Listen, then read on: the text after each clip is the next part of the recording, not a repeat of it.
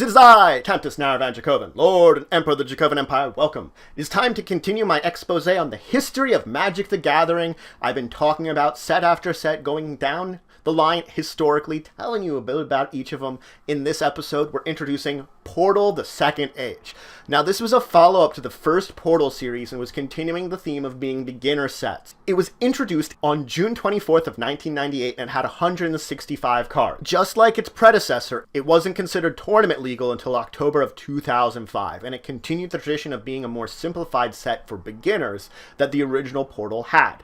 Now, it had 15 card booster packs, it had 5 theme decks, and a 2-player starter deck that you could get. Boosters had art from Relentless Assault. Special demo game packs were given away to players for free as in order to introduce them to it. It contained 24 standardized cards and some little tip sheets that helped you introduce you to Magic, so it was a free way of diving into the game. An official guide to Portal Second Age was released that contained information on the various cards, some tips, and information that help teach you and enhance your knowledge of Portal Second Age. Now, like Portal before, it was made to be a simplified set to make it easier for beginners. So just like before, it had no instants, enchantments, or artifact. Now, like before, there are a number of sorceries that were in this that did mimic the effects of instants and have since been errated to that. The cards also continued the similar appearance to the original Portal, so it kept the appearance up. Now, there was some changes which seem minor, but were actually quite major. They changed some of the terminology that they had in the first Portal and changed it into the proper terminology that you would find in normal Magic. There had been problems with this, of the change in terminology from these beginners to more advanced players, so by changing the terminology in this beginner set to what it would be in the more advanced sets, that way it would get players familiar with it, and therefore it would make it easier for them to transition from this beginner set into the more advanced ones. Now, another change was it listed under each of the creature types, it told you the actual creature type it would be. It would say, creature blah. Now, this is actually something different than what they had done in normal Magic and actually would become a proper thing for it. Traditionally, it was summon X. Now, this sort of became the standard that it would be creature and give whatever types it would be. So it was evolved here in this set. Now, different from Portal, it had just been creature. Now, another change was this had an actual storyline in comparison to the previous sets. While the other ones hadn't had a storyline, this one introduced one. It focused on the Dominion Island of Calawan and the 5 different people that lived there, one for each color.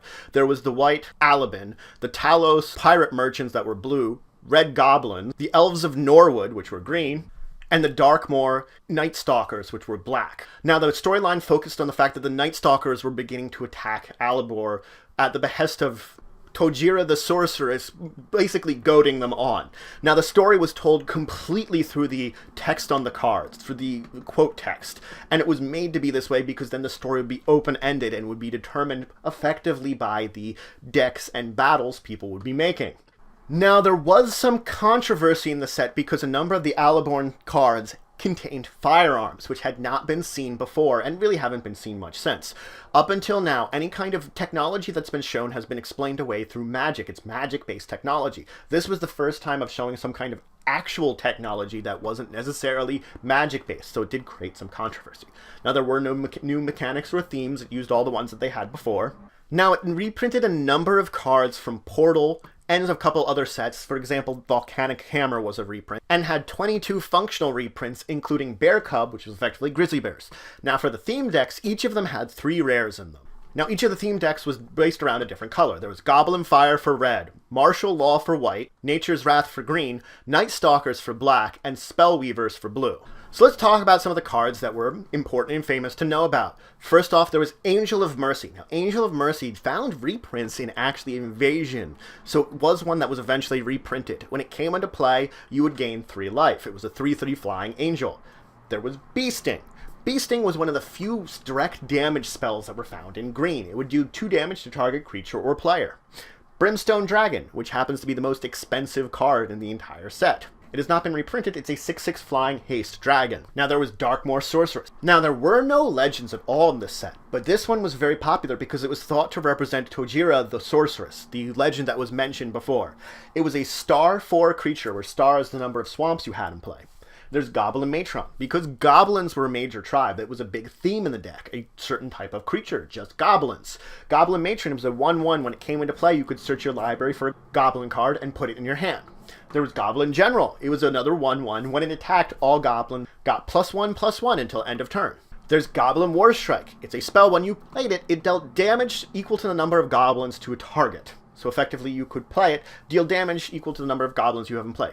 Goblin Raider, a 2/2 that couldn't block. It's been reprinted a whole bunch of times.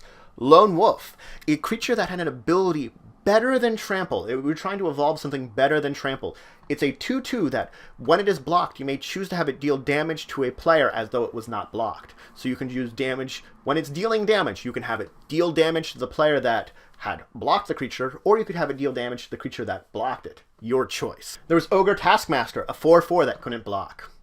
There was Prowling Nightshade. It had an ability that mimicked Fear. It was a 2/2 that could not be blocked by other black creatures. So it almost was Fear and has not been Fear and has not been rotted, though. There's Ravenous Rats. This is actually the first printing of it, and it has been printed many times before. A 1/1, when it comes into play, target opponent discards a card. There's Temporal Manipulation. You take another turn after this one. There's Wildfire, which was quickly reprinted in Urza's Saga, so it was that popular. It's each player sacrifices 4 lands, and each creature takes 4 damage. There was, of course, Armageddon. That was another actual reprint. Destroy all lands. There was Festival of Trokin. For each creature you have in play, you gain 2 life. There was Harmony of Nature. You could tap any number of creatures you control, and you gain 4 life for each creature tap. Norwood Priestess. Before you attacked on a turn, you could tap her to place a creature card from your hand into play without paying its mana cost. Relentless Assault.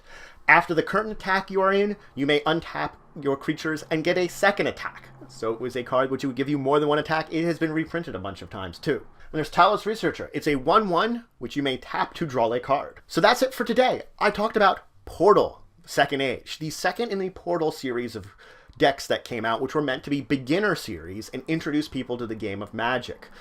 It was an interesting evolution from the first one that they saw them bringing back some of the materials that they thought were more advanced and bringing them in to make it actually easier transition with talking about things. And even some of the decisions they made have ended up being parts of the format which have lasted to now, changing the way that people talk about creatures, from summon spells to just creature.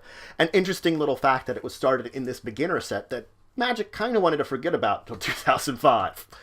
So if any questions, comments, anything you want to say, anything you think I left out, please leave in the comments below. Please like, share, and subscribe to support the channel, the Empire, and the work I do. And until the next time, I bid you farewell.